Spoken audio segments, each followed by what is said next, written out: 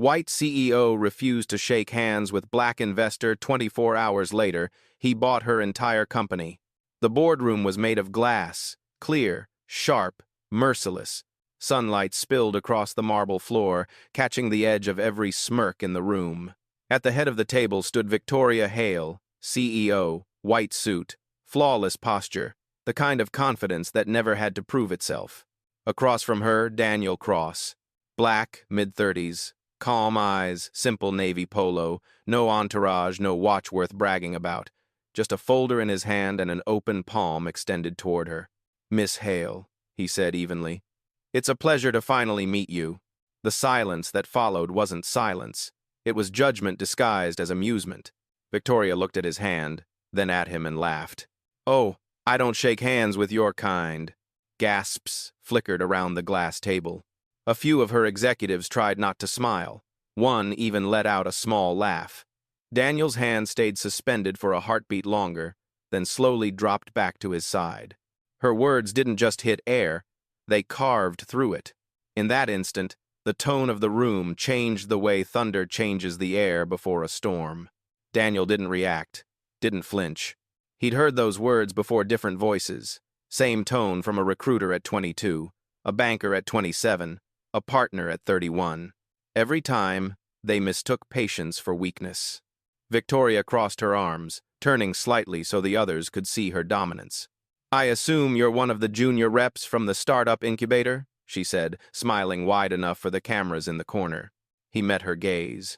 "Actually," Daniel replied softly, "I'm here on behalf of the investors reviewing your Series E." The smirk faltered. Just for a second then she recovered, brushing it off. "Right. Well, the refreshments are in the lobby. Security will show you out." Someone at the far end whispered, "This is uncomfortable," but no one moved.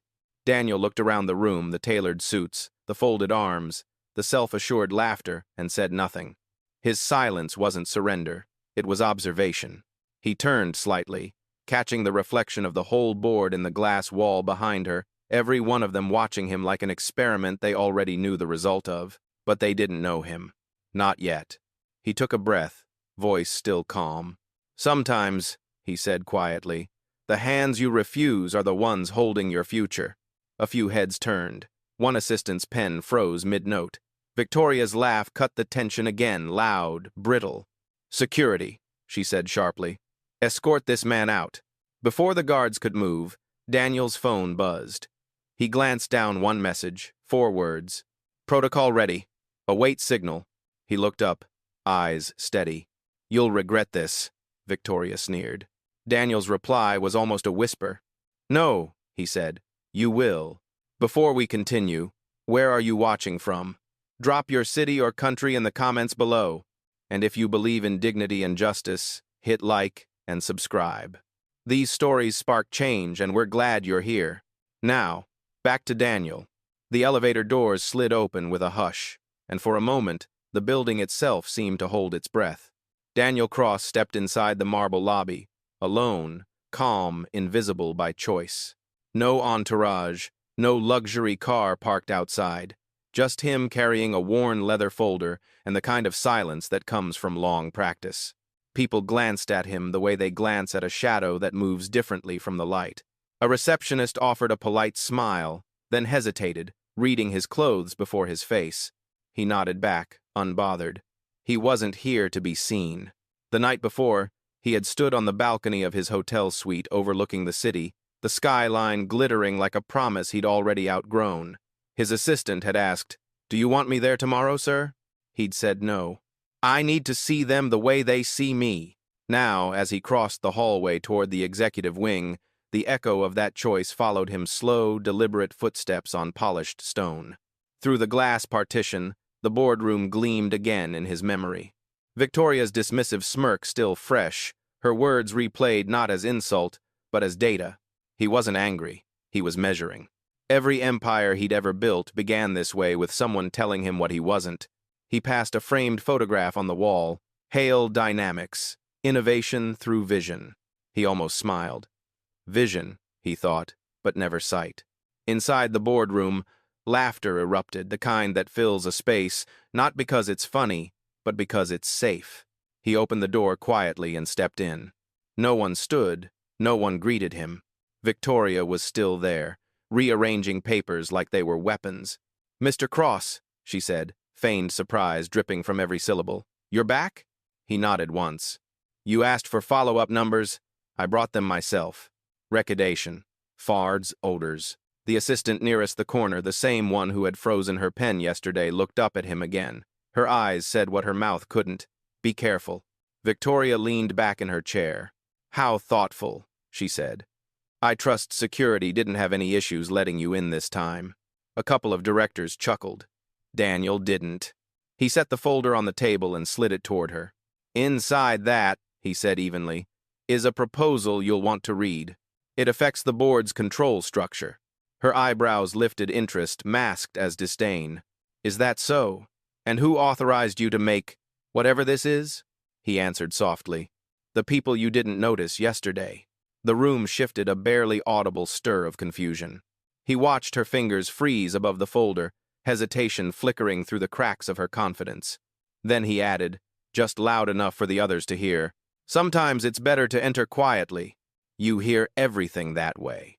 The silence that followed was heavy, but not hostile, not yet. Every whisper, every glance, every brittle smile became part of the record he was building in his mind. Outside the glass, a storm gathered over the skyline, low thunder rumbling like an omen. Daniel didn't move. He simply adjusted his cuff, took a seat near the end of the table, and waited. Because the real meeting hadn't started yesterday. It was starting now. Sometimes power doesn't walk in with noise, it walks in with patience. "Where are you watching from tonight? Drop your city below, and if you've ever been underestimated, this one's for you." Now, let's see how Daniel turns silence into strength. The clock on the wall ticked louder than it should have.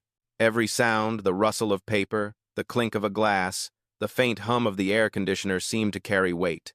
Daniel sat at the far end of the table, still and measured, while Victoria Hale flipped through his proposal like she was handling a joke that had gone too far. She didn't look up when she spoke.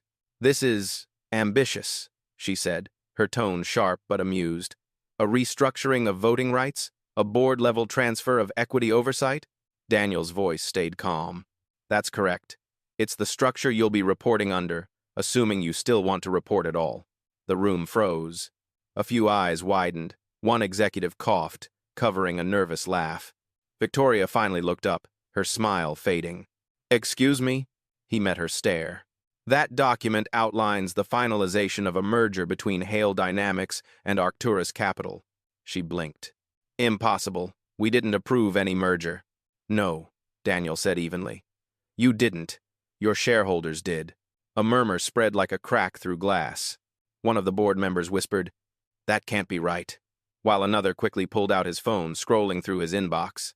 Then came the inevitable, the defensiveness, the condescension. "Let me guess," Victoria said, her voice cold. "You're the messenger. They sent you here to deliver bad news and feel important for a day?"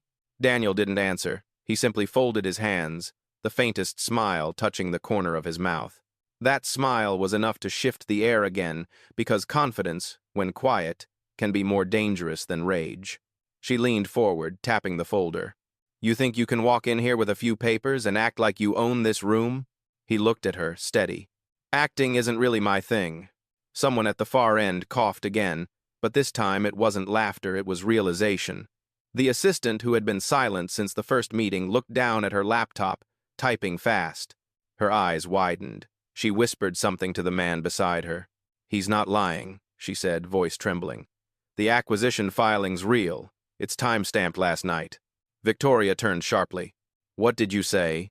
"It's already cleared with the exchange," the assistant repeated, louder this time. "The documents list Arcturus Capital as majority stakeholder." All color drained from Victoria's face. "But pride is a slow poison." She forced a smile anyway. "Then tell your boss to come explain it himself," she snapped. "If he even exists."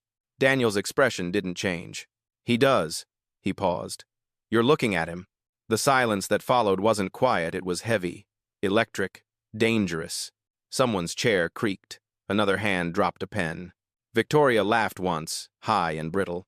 "You expect me to believe you own Arcturus Capital?" "You don't have to believe it," he said. You just have to read your new contract. Well or pleased, the reader tates ness. Her jaw tightened. Security, she called again, voice cracking slightly. Get this man out of my building. No one moved. The same guard from yesterday stood by the door, eyes darting between them, uncertain now. He'd seen the video from yesterday circulate internally. He knew this man wasn't to be touched. Victoria's voice rose, shrill with the panic she tried to hide. You're bluffing.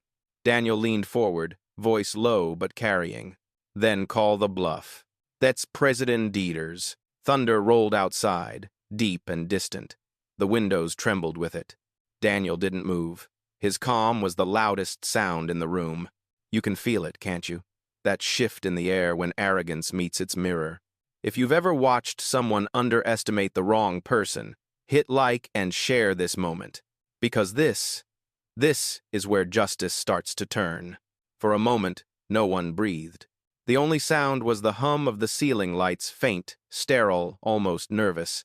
Victoria Hale's hand hovered over the intercom button, her manicured finger trembling slightly, caught between command and disbelief. Daniel sat motionless, a storm disguised as calm.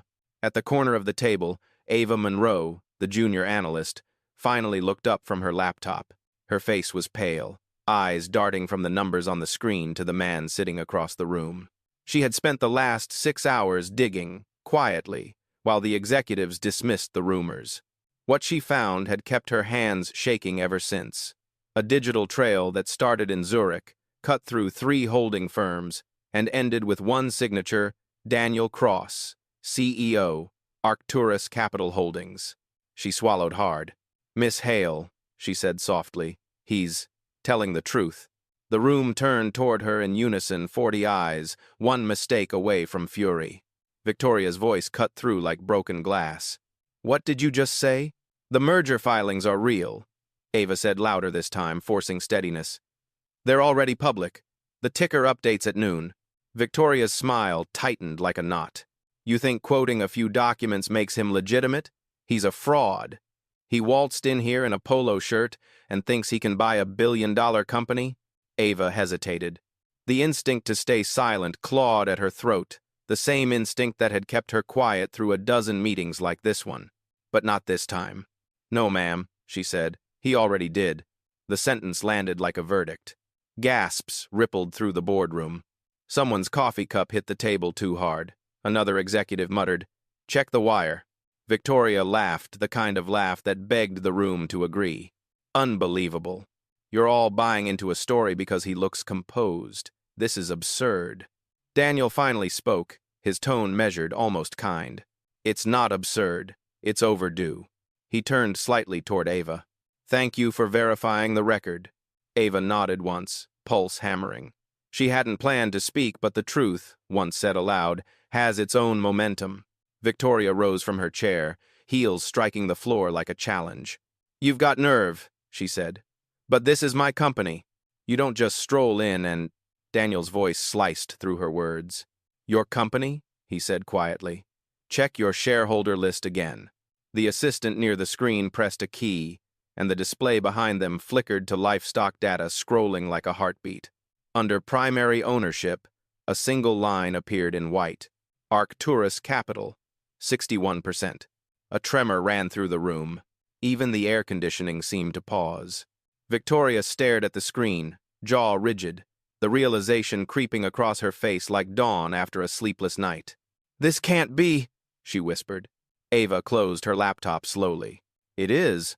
For the first time, the balance of the room shifted not through shouting but through silence.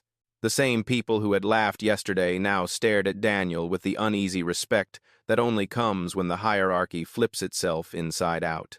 He didn't gloat. He didn't move. He simply said, "There's no satisfaction in proving someone wrong, only in watching truth do its job." Outside, the rain began to fall, light at first, then steady, washing the skyline clean. Ava looked up from her seat, eyes meeting his for a fleeting second. She understood something, then power wasn't always loud, and justice didn't always need applause. In every room, there's one person who sees what others ignore, the quiet witness who refuses to look away. If you've ever spoken up when silence felt safer, this part is for you. Stay with us, because Daniel's calm is about to become their storm. The boardroom had gone still, the kind of stillness that burns louder than shouting. Victoria Hale stood frozen in front of the screen, her face pale beneath the white light of the data display. The truth was visible to everyone now. Still, denial is a stubborn kind of pride. "This meeting is over," she snapped. "Get him out." No one moved. The guards by the door hesitated, glancing at Daniel before stepping forward. Daniel didn't rise. He simply said, "You're about to make your second mistake." The guards exchanged looks. One reached for Daniel's arm. That's when the flashback hit not as memory, but as rhythm. A different room. A different time. He was 24, in a gray suit that didn't quite fit, standing before another white executive desk. Same tone, same look. "You people should start at the mailroom," that man had said, smiling like he was being generous. Back then, Daniel had smiled back too, the polite smile of a man swallowing fire because the world wasn't ready for his voice. He'd left that interview, walked 6 blocks in the rain, and wrote his first business plan in the back of a coffee shop, shaking with both anger and certainty. Now, decades later, the scene replayed, but this time, he didn't move. The guard's hand touched his shoulder. In slow motion, Daniel stood, calm, precise. "You don't want to do that," he said. The guard froze. Something in Daniel's tone, that quiet authority only earned by men who own the room they're in, made him step back without realizing it. Victoria's voice cracked through the tension. "You're threatening my staff now?" "No," Daniel said. "I'm protecting yours from themselves." Ava, the analyst, watched everything unfold with wide eyes. She could see it not arrogance, not performance, but control. The kind that comes from knowing every exit, every outcome, every clause. Victoria slammed the folder shut. "You think I'll let you take what I built?" Daniel's eyes didn't waver. "You built a brand. I built the foundation it stands on." A murmur rippled through the directors. Then came the sound that changed everything, the tone of Daniel's phone, the one message he'd been waiting for. He opened it quietly. The text was simple. Acquisition confirmed. Control transferred. He looked up, meeting Victoria's eyes. "It's done." Her laugh came sharp, desperate. "What, you expect me to believe you just bought my company in the middle of a meeting?" "No," he said softly. "I finalized it last night. I just came to see how you'd treat a stranger before I became your boss." The words hit harder than any raised voice. The first guard took a step back. The other lowered his hand entirely. Victoria's posture cracked. Her eyes flicked to the board members, searching for support that was no longer there. "You can't just—" "I can," Daniel said, "and I did." The flashback faded, replaced by the present, the same marble, the same faces, but the power had shifted. He exhaled once, the years of quiet endurance dissolving into a single breath of vindication. Then, slowly, he added, "You told me yesterday I didn't belong here. Funny the paperwork says otherwise." For the first time, no one laughed. No one even breathed. Outside, thunder rolled again, closer this time. Ava watched him, a silent witness to the moment dignity turned into dominance. Victoria's hand shook on the edge of the table. "Who are you?" she whispered. "The man you tried to dismiss," he said. "And the one signing your next paycheck if you still have one." The storm outside broke, then rain against glass, heavy, relentless. Inside, the boardroom felt smaller, tighter, and unmistakably his. Sometimes breaking points don't come with screams, they come with silence. And when you've carried grace long enough, that silence becomes power. If you've ever had to stay calm while the world disrespected you, this part is yours. For a long beat, nobody moved. Rain pressed against the glass walls like a metronome of consequence. The city outside blurred, but inside every outline, every shadow was sharp. Daniel Cross stood at the head of the table now, posture calm, voice steady, while Victoria Hale tried to piece together a version of reality that still kept her in charge.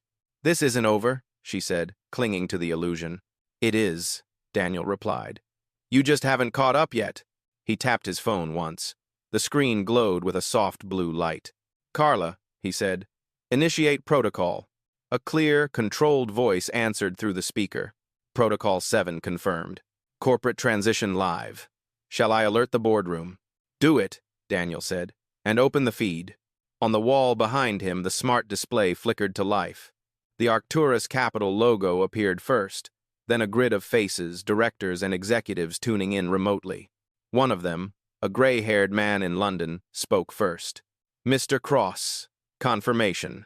We've completed the Hale Dynamics acquisition. The transfer was finalized this morning. The words landed like thunder disguised as etiquette. Victoria's knees barely held her. That's impossible, she muttered. You can't just... I didn't just, Daniel said evenly. I planned it for 6 months. I waited to see who'd reveal themselves when they thought I was powerless. You did. A soft gasp rippled through the board. Ava, the analyst, looked down, fighting a shiver that wasn't fear but awe. Daniel's calm wasn't arrogance, it was clarity, the kind that feels like gravity when truth finally lands. Victoria tried one more tactic laughter. You think this stunt impresses anyone? You think you've won? He turned toward her, eyes still patient. No, this isn't about winning. It's about ending a pattern. She blinked, confused. What pattern? The one where people like you decide who belongs in the room. He nodded once toward Ava. You see her? She's the reason I came back today. She represents everything this company could be if it wasn't built on exclusion. I am. Ava's breath caught. Victoria scoffed. Oh, please, spare me the sermon.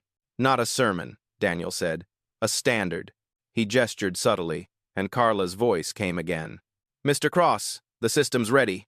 Do you want to initiate lockout? The room tensed. Victoria looked around, realizing she didn't recognize half the faces staring back at her from the monitor. What are you doing? Protecting your employees, Daniel said. From you. He gave a slight nod. On screen, Carla confirmed. Access levels adjusted. Miss Hale's credentials revoked. The sound of it revoked cut sharper than any insult. Victoria's tablet blinked red. Her ID on the conference table glowed briefly, then dimmed. Locked out. She stared down at it, disbelief draining into dread. You can't do this. I already did, Daniel replied. Silence. Ava looked at him, then at her, the first witness to the exact moment arrogance turned into aftermath. You had everything, Daniel said softly, and you chose contempt. I had patience, and I chose timing. Victoria took a step forward, her voice cracking now. You think this makes you better? No, he said. Just right. He turned back toward the digital board. Carla, proceed to the next phase internal memo, leadership transition, ethics review on last quarter's complaints. Send it in my name. Confirmed, sir. A small chime echoed as the system uploaded. On every device in the room, a message appeared. Effective immediately, Daniel Cross, CEO, Arcturus Hale Group. Ava whispered it under her breath. CEO. Victoria's breath hitched. She stumbled backward into her chair, color gone. Daniel stood still, expression unreadable. The man they thought insignificant was now the one writing their future. Power doesn't need to shout. It doesn't even need revenge. It just waits quietly, patiently, until the moment comes to speak truth in its own language. If you've ever been underestimated, this is your reminder. Calm isn't weakness. It's strategy. The storm outside had found its rhythm thunder rolling slow, deliberate, like applause from the sky. Inside, the boardroom had fallen completely silent. No laughter, no whispers. Only the sound of one truth settling into every corner of the room. Victoria Hale sat slumped in her chair, fingers trembling around a useless pen. The red light on her badge kept blinking, access denied, again and again. Each flash was a reminder that her reign had ended in real time. Daniel Cross stood at the center of it all, neither triumphant nor cruel. His calm carried weight, his silence carried history. He turned slightly, eyes sweeping across the room. Every face that had once looked down at him now avoided his gaze. He spoke quietly, a voice that didn't need volume to command a room. Yesterday, I was the man no one would shake hands with. Today, I'm the man who signs the checks. The words didn't echo, they landed. Ava looked up, breath caught between pride and disbelief. Even the guards by the door had lowered their stance, unsure whether to salute or apologize. Daniel continued. You called me an outsider. You laughed when I introduced myself as an investor. But what you didn't know is that I don't just invest in companies. I invest in people, in what they could be, if they weren't taught arrogance first. He paused. The lights flickered as lightning tore through the skyline behind him. It felt like nature itself was underlining his words. And Miss Hale, he said, turning toward her, you made one critical error. You mistook civility for submission. That's your last mistake. Her mouth opened, but nothing came out. The kind of silence that follows humiliation isn't empty. It's heavy, full of lessons too late to learn. The board members shifted uneasily. One of them, an older man, finally broke the silence. Mr. Cross, what happens now? Daniel's tone stayed steady. Now, he said, we rebuild. Without the noise, without the bias. He looked to Ava. Miss Monroe, I'd like you to step in as interim director of ethics and culture. Ava froze. Me? You saw the truth when others didn't, he said. That's the kind of leadership this place needs. Victoria laughed suddenly, a sharp, bitter sound. You're giving her my job? Daniel turned to her, his voice calm but final. No, I'm giving her a chance you never gave anyone else. The room stayed still for a beat, the kind of stillness that comes right before a crowd decides whom they'll follow. Then one board member nodded. Another followed. The momentum shifted, irreversible, quiet, absolute. Victoria's pen slipped from her hand, hitting the table with a soft click that sounded like surrender. Daniel exhaled slowly, the tension in his shoulders melting away. For years he'd carried the weight of being doubted, second-guessed, dismissed. Now he simply stood proof that power doesn't need spectacle, it just needs truth. For the record, he said finally, I didn't buy this company to humiliate anyone. I bought it to remind people what leadership looks like when dignity leads. Number 2. The words hung there, measured, dignified, impossible to ignore. Ava looked around the room, seeing what the audience at home would soon feel. This wasn't revenge, it was restoration. Outside, the rain eased, fading into the sound of wind brushing glass. Inside, Daniel's reflection shimmered on the window, tall, composed, unshaken. He reached for the folder on the table, closed it gently, and turned toward the exit. Meeting adjourned, he said, and just before the doors closed behind him, he looked back one last time, not to gloat, but to leave a line that would echo far beyond that room. You called me a fraud, in the company I own. Silence, then thunder, then justice. Sometimes the loudest revenge is a quiet reveal. If this scene gave you chills, it's because somewhere deep down, you know truth doesn't need volume. It just needs its moment.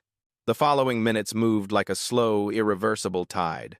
Emails fired automatically, credentials revoked. The system obeyed a new master. Every tablet on the table dimmed, then rebooted this time, flashing a new message across the screen. Leadership transition complete. Victoria Hale stared at it like she could will it back.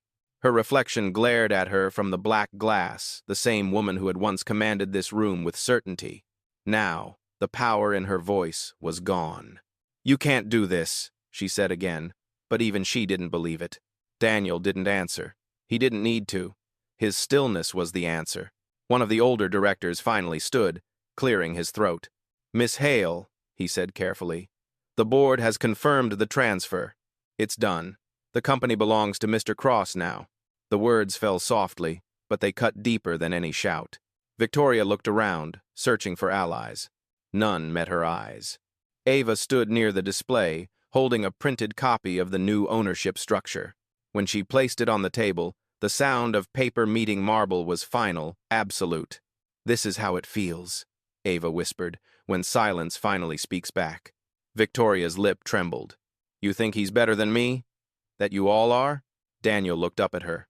No, I think you forgot who you were supposed to be. He turned to the rest of the room. Effective immediately, miss. Hale will step down from all leadership roles. She'll receive a severance package consistent with her contract and the same respect she denied others. A few nods followed. Even those who once feared her now understood dignity wasn't optional anymore. It was the new standard. Victoria's defiance began to crack. You'll regret this, she said weakly. You don't know what it takes to run this company. You're right, Daniel said. It takes more than control. It takes conscience. Tenet, The guards, the same ones who had once tried to escort Daniel out, now approached her gently. "Ma'am," one said quietly, "we'll help you gather your things." Her eyes widened. "You're firing me?" Daniel's voice was steady. "No, you fired yourself yesterday." There was no cruelty in it, only balance. As the guards escorted her toward the door, her heels clicked against the marble, sharp, uneven, fading. Each step was an echo of her own arrogance collapsing under its weight. When the door finally shut, the air seemed to breathe again. Daniel turned toward the remaining staff, voice low but clear.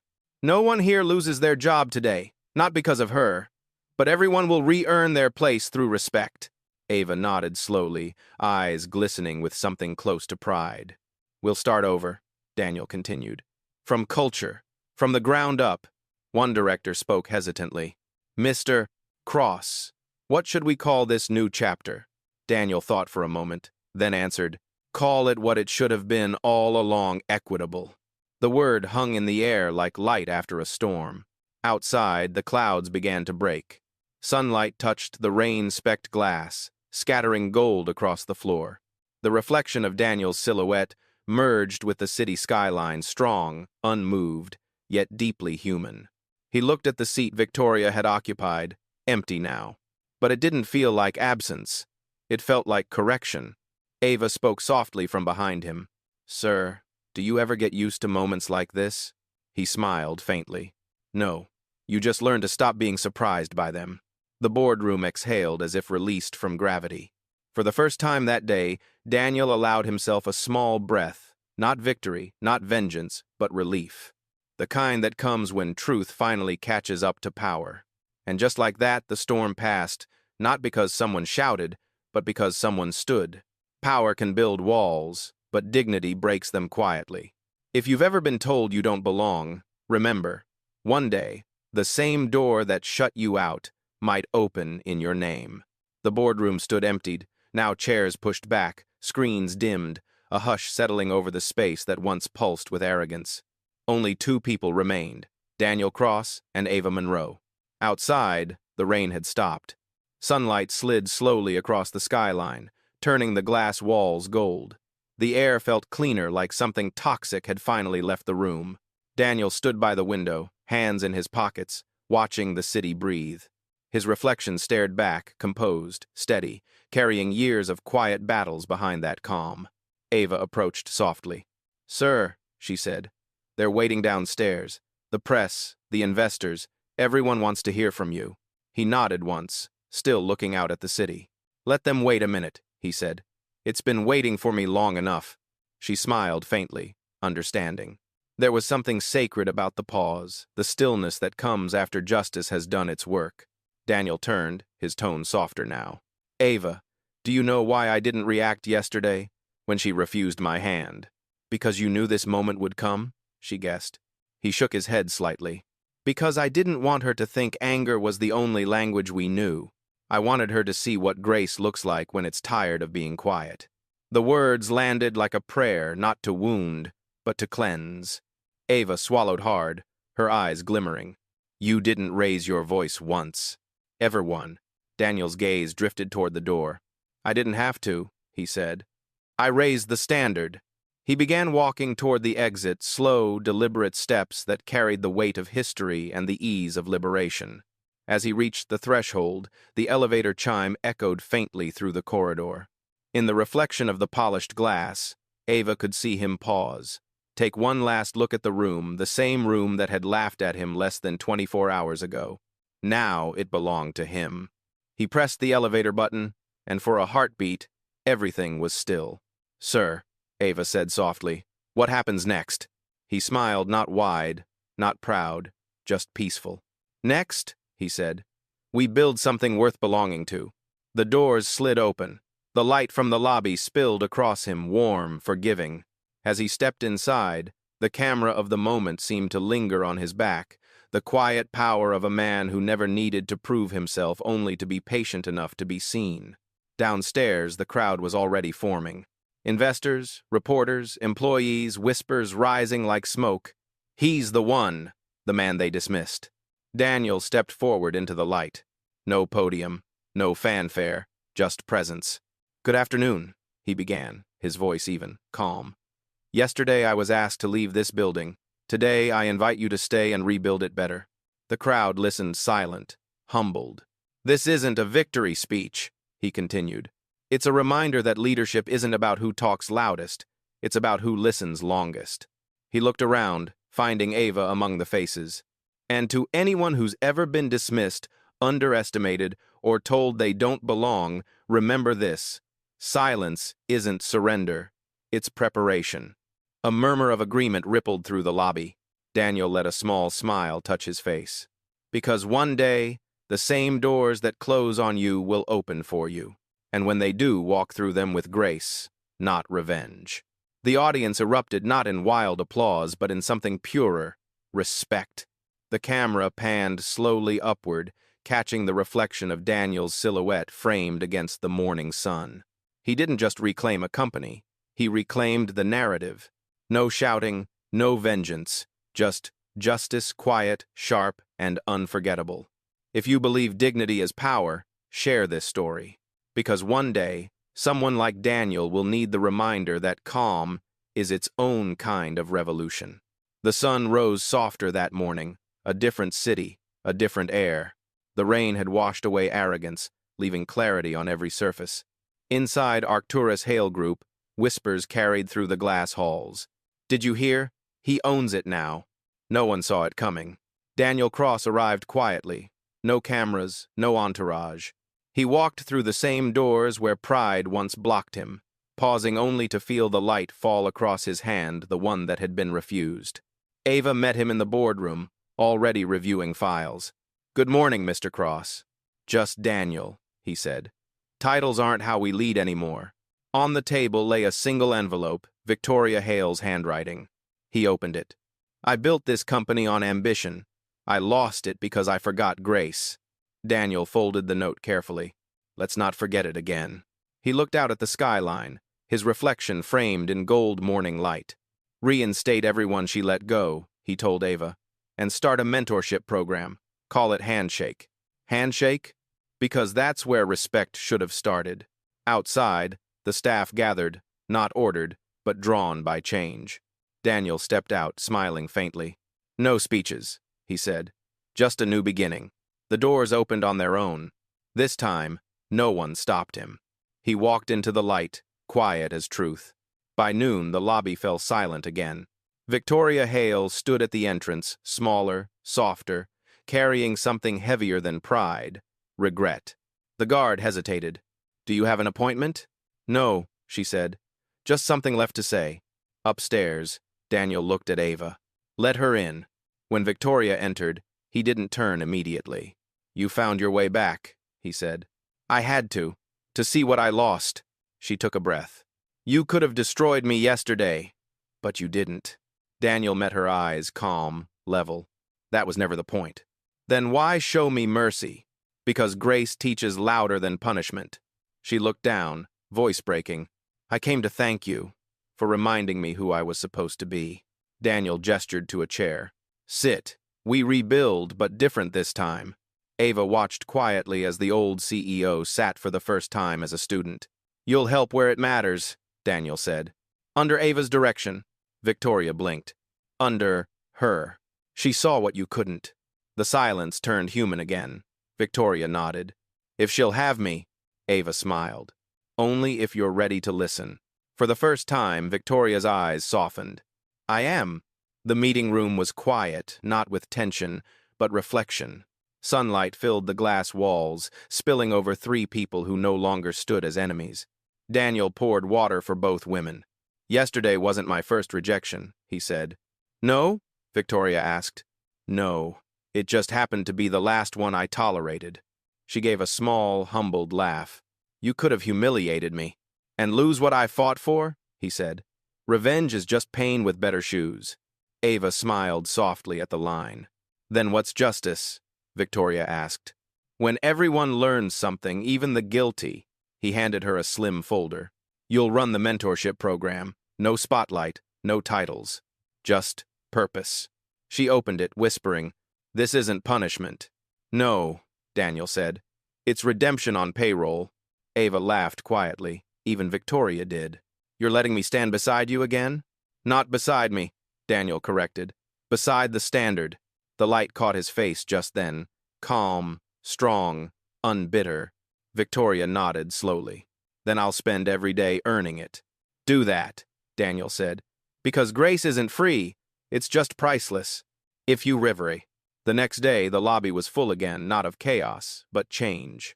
Employees stood shoulder to shoulder, watching their new CEO. Daniel stepped forward. No podium, no script. Beside him, Ava. Behind him, Victoria. Yesterday, pride ended, Daniel began. Today, purpose begins. He looked out at the crowd. Respect isn't something you earn here anymore. It's what you start with. Applause quiet, sincere. He gestured to Victoria. She stepped forward, voice trembling but clear. I used to think leadership meant being right. I was wrong. It means being willing to grow. A hush followed, then applause again, louder this time. Daniel smiled faintly. We'll rebuild this place not on image but integrity. He nodded toward Ava. And this time no one stands invisible. The crowd rose, clapping as sunlight poured through the glass ceiling. As Daniel turned to leave, Ava whispered, You realize you just rewrote what leadership means? No, he said. We just reminded people. He walked through the lobby, no guards, no fear. Just respect following in his wake.